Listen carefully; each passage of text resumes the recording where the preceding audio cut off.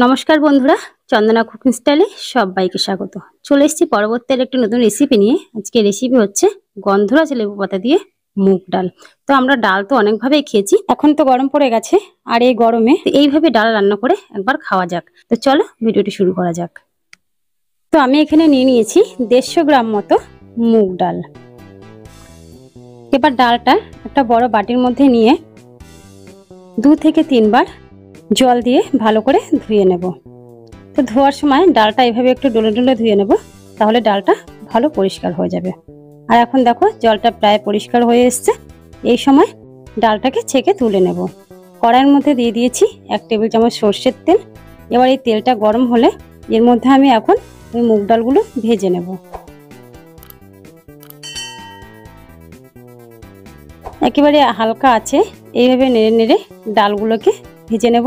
আর ডালের মধ্যে যে জলটা আছে সেটাও শুকিয়ে যাবে, আর ডালটা ভাজা হয়ে যাবে। এইভাবে 3-4 মিনিট ভাজার পরে এখন দেখো জলটা শুকিয়ে গেছে আর ডালটাও ভাজা হয়ে গেছে। এখন দিয়ে দিচ্ছি 2 কাপ পরিমাণ জল ডালটা সেদ্ধ হওয়ার জন্য। আর দিয়ে দিচ্ছি হাফ চামচের একটু কম লবণ। দিয়ে দিচ্ছি 2 চেরা কাঁচা লঙ্কা। এখন ডালটা সেদ্ধ হতে দেব। আর এখানে আমি নিয়ে নিয়েছি অর্ধেকেরও একটু কম লাউ। লাউটাকে ভালো করে ছুলে আমি ছোট ছোট পিস করে কেটে নেব। তো বন্ধুরা, ডাল তো আমরা অনেকভাবেই রান্না করে খেয়েছি। তো শীতে একরকম ডাল ভালো লাগে, আর গরমে একটু হালকা পাতলা ডাল হলেই বেশি ভালো লাগে। তো চলো, লাউটা কাটা হয়ে গেছে, এবার বাটির মধ্যে তুলে নিচ্ছি।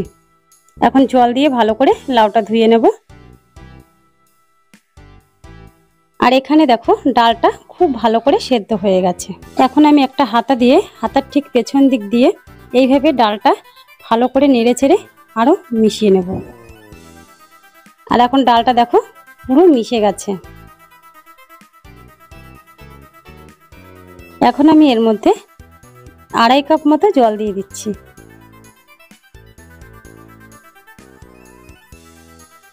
এখন দিয়ে দিচ্ছি হাফ চামচের একটু কম হলুদ।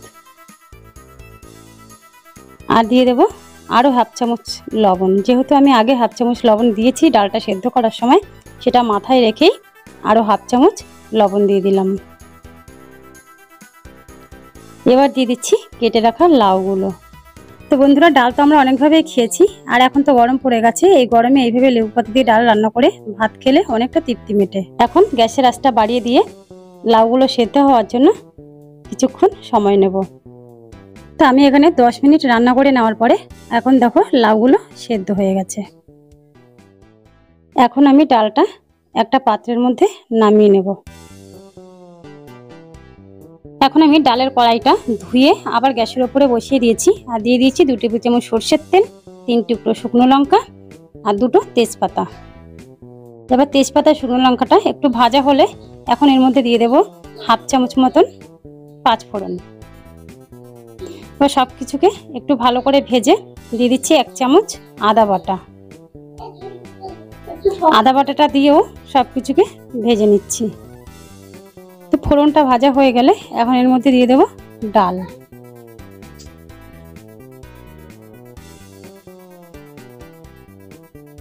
এবার ডালটা হাতা দিয়ে ভালো করে নেড়ে ফোড়নের সঙ্গে মিশিয়ে দেব। আর দেখো ডালের ঘনত্বটা ঠিক এই রকম হবে, আর ডালের কালারটাও কত সুন্দর হয়েছে।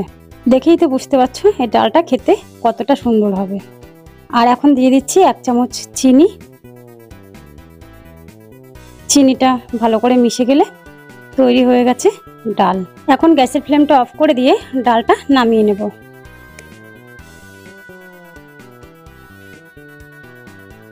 আর এখানে আমি 4-5টা গন্ধরাজ লেবু পাতা ভালো করে ধুয়ে রেখেছি। এবার এই লেবু পাতাগুলো ডালের মধ্যে দিয়ে ভালো করে ডালের মধ্যে ডুবিয়ে দিচ্ছি। এই অবস্থায় ডালটা ঢাকা দিয়ে 10-15 মিনিট রেখে দেব।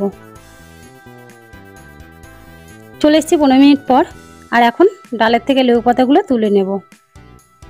দেখতেই পাচ্ছ লেবু পাতার কালারটা কেমন চেঞ্জ হয়ে গেছে। যেহেতু গরম ডালের মধ্যে লেবু পাতাগুলো ছিল, তাই লেবু পাতাগুলো সেদ্ধ হয়ে গেছে। তো বন্ধুরা, এখন পুরোপুরি ভাবেই তৈরি হয়ে গেছে গন্ধরাজ লেবু পাতা দিয়ে ডাল। এই গরমে তৃপ্তি মিটিয়ে ভাত খাওয়ার জন্য এরকম ডাল হলেই যথেষ্ট। ভিডিওটি কেমন লাগলো অবশ্যই কমেন্ট করে জানাবে, আর ভালো লাগে ভিডিওতে একটি লাইক করবে। আর আমার নতুন বন্ধুদের বলছি চ্যানেলটি সাবস্ক্রাইব করার জন্য অনুরোধ করছি। আবার চলে আসবে পরবর্তী নতুন রেসিপি নিয়ে।